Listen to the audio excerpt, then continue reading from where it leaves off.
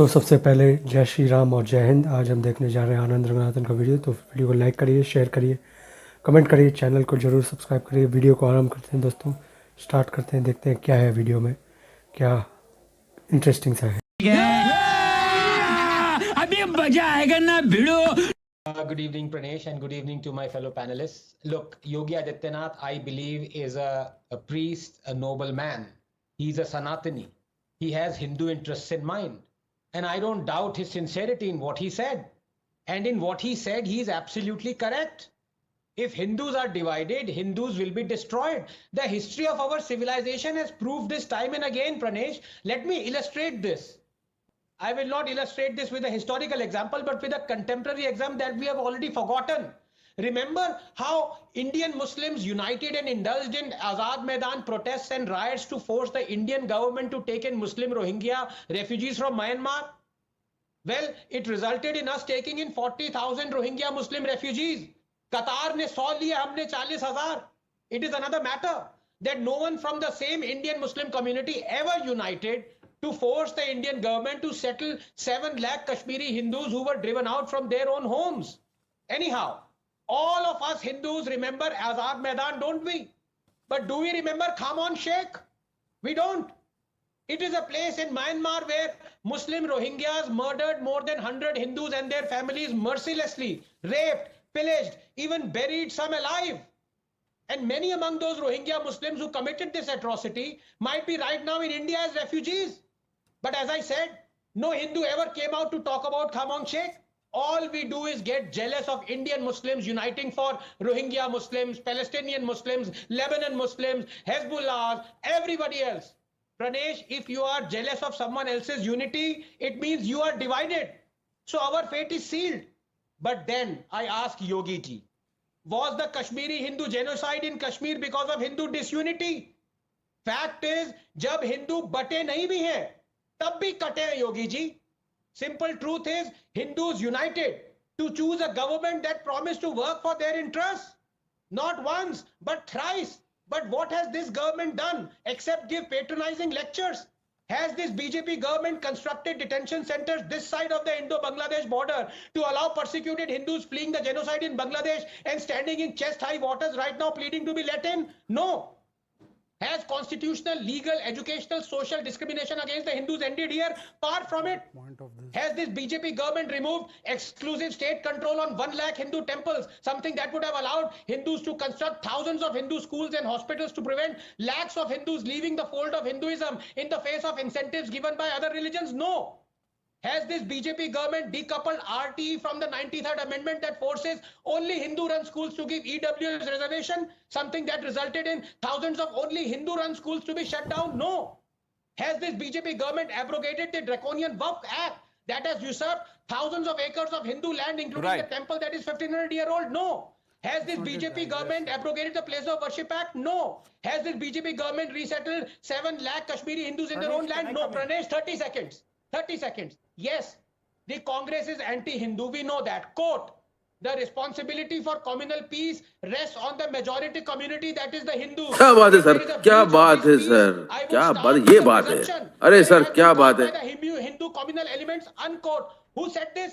Jawaharlal Nehru in 1959. Right. This is the same psyche, Pranesh, just 10 seconds, that led the Congress in 2009 to enact a law where only Hindus would have been held guilty in a communal riot, even if they were in a minority. For example, Kashmir, they were about to enact this law, this so-called communal violence bill. But as I said, question is not to the Congress, Pranesh. Question is to you, Yogi ji, and the BJP. Right. Why are Hindus who united to put you in power 3 times still being destroyed? मजा आया, और मैं ये जो मजा है हिंदुस्तान के हर व्यक्ति को देना चाहता हूँ. को जरूर लाइक करिए, शेयर करिए, कमेंट करिए और चैनल को जरूर सब्सक्राइब करिए. तो फिर इस वीडियो में आपको दिखाई दिया होगा कि आनंद रंगनाथन ने बोला है योगी आदित्यनाथ एक बहुत स्वाभिमानी, एक बहुत कॉन्फिडेंट और बहुत अच्छे सनातनी हिंदू हैं. क्यों नहीं हो सनातनी हिंदू अच्छे? कि वो जो गोरखनाथ टेम्पल है, उनके मठाधीश भी हैं ये, और उनका जो पूरा लीनेज है, इनका गुरु परंपरा लीनेज जो है, इनके जो गुरु थे उनके भी गुरु थे, उन सब लोगों ने हिंदुओं के लिए बहुत लड़ा है। ये जो इस्लामी आक्रामकता है उनके अगेंस्ट लड़ा है, और हम लोगों को कृतज्ञ होना चाहिए उनके पर, क्योंकि उनका ही लड़ाई के कारण ये जो मूवमेंट स्टार्ट हुआ था, राम जन्मभूमि मूवमेंट, उसका जो रिज़ल्ट है वो हमको हमारे रामलला का जो मंदिर है वो मंदिर बनता हुआ दिखा। कितना भी प्रोटेस्ट हुआ, कितना भी अटैक हुआ है उसके ऊपर, तब भी हम रुके नहीं। और योगी आदित्यनाथ का जो मंदिर है, जो मठ है, उनका भी बहुत बड़ा योगदान था इसमें। तो फिर इस वीडियो में क्या बात कर रहे हैं, किस बयान के बारे में बात कर रहे हैं? योगी आदित्यनाथ ने बोला था कि बटेंगे तो कटेंगे, हिंदू जब भी बटेंगे तब कटेंगे, और ये बंटवारा ही नहीं होना चाहिए। और किस संदर्भ में ये बात किया था? ये जो बांग्लादेश में जो हिंदू मारे जा रहे हैं, उनके साथ इतना दुर्व्यवहार हो रहा है, उस व्यवहार के ऊपर योगी आदित्यनाथ ने बात किया था। बोला था कि उधर भी हिंदुओं को नहीं बंटना चाहिए और इधर तो बंटना ही नहीं चाहिए, क्योंकि इधर आप समझ सकते हैं बस दो ही है जो स्टेट्स हैं जो चाहे हिंदू मेजॉरिटी है। एक स्टेट है नेपाल और एक है इंडिया, और इन दोनों स्टेट में ही हिंदू हैं अभी भी। और इधर ही जो भी दूसरे जो देश के हिंदू हैं, अगर उनके साथ कोई गॉड फॉरबिड, भगवान ना करे कभी हो, टचवुड, कुछ हो जाता है, तो फिर इधर आने का ही उनको तुक बनता है।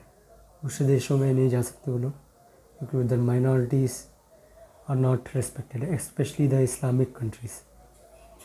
तो फिर ये बहुत सही बात किया था योगी आदित्यनाथ ने। और आप लोगों को तो पता ही होगा, जब से योगी आदित्यनाथ का ये जो 2024 इलेक्शन का रिज़ल्ट आया है, उसके बाद कट करने की कोशिश किया योगी आदित्यनाथ को। बीजेपी के जो इनसाइडर्स हैं उन्होंने कट करने की कोशिश किया, पर नहीं हुआ, क्योंकि आप सब लोगों को तो न्यूज़ रिपोर्ट्स अभी तक पता चल गए होंगे कि योगी आदित्यनाथ ने ही बोला था कि 35-32 ऐसे कैंडिडेट थे जिनको हटा देना चाहिए था बीजेपी को, क्योंकि those were non performing assets. जैसे नॉन परफॉर्मिंग एसेट्स हमारे बैंक्स में होते हैं, उनको राइट ऑफ कर दिया जाता है या बैंक को हेल्दी करने के लिए कुछ हटा दिया जाता है, ऐसे ही इन लोगों को भी हटा देना चाहिए था। और मोदी जी का ये जो नारा था 400 पार 800 पार भी नहीं होना चाहिए था, वो सब जाने दीजिए अब।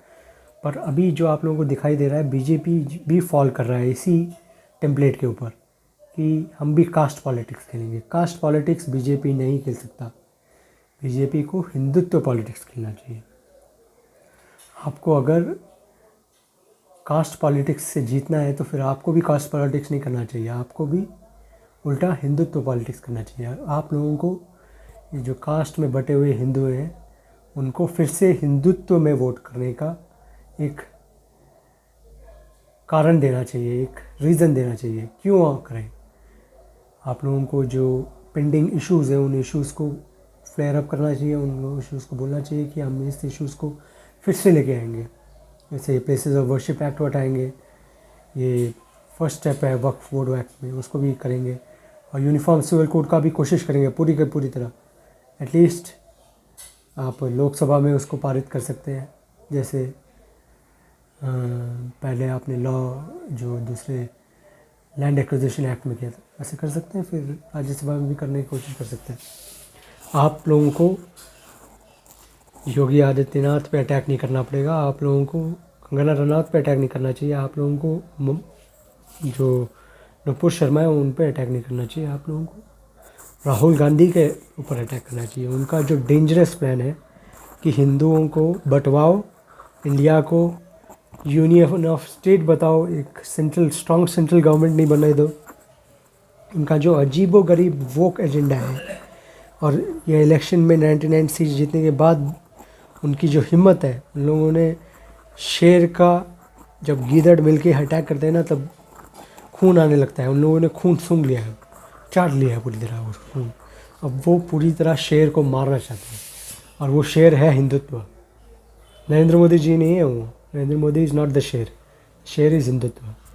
उस हिंदुत्व को ख़त्म करना चाहते हैं ये लोग, खासकर राहुल गांधी का तो एक अजीब सा फितूर है। उसको इस इलेक्शन में ही उसने अपना पूरा दम लगाया था, उसने अपने आइडियोलॉजी में खेल के ये इलेक्शन लड़ा था।